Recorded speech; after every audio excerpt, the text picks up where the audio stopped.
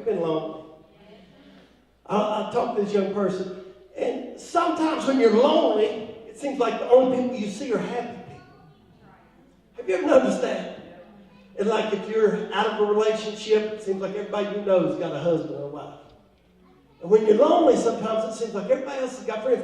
And I began to talk to this young person. I told him about the time I went through in life, about 18 or 19 years of age.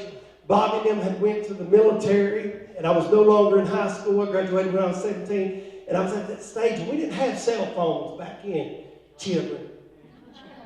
You youngins need to hear me up in here. You couldn't just text your buddy and say, meet me at the pop shop. No, you had to actually drive and holler at him. You would drive around the mall for hours just looking for somebody you knew because you couldn't text nobody. And I remember I went through a season where it felt like I didn't have any close friends or any close connections. As I was praying and meditating on this message today, I believed that God was going to send people in this place. And even though you've got people around you, you feel lonely. How many of you know you can be married and be lonely?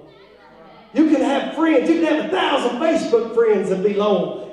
And when you're lonely, you're vulnerable to things that you're not. When I'm full, I don't want to eat junk food. But if I go a day without eating, then that Snicker bar starts looking like manna from heaven. Y'all ever been there? And when you're full of the love of God and full of relationships, you let all the junk food of life pass you by. But when you get lonely, when you get hungry, you become vulnerable to the bait that the enemy will throw out on you. That's why a good hunter, a trophy hunter, always looks for the 10-point buck. And he studies the patterns of the buck, and he goes after the buck when the buck is in the rut. What's the rut? The rut is that 2 to 3 week period in the year where the buck is just all he's thinking about are does.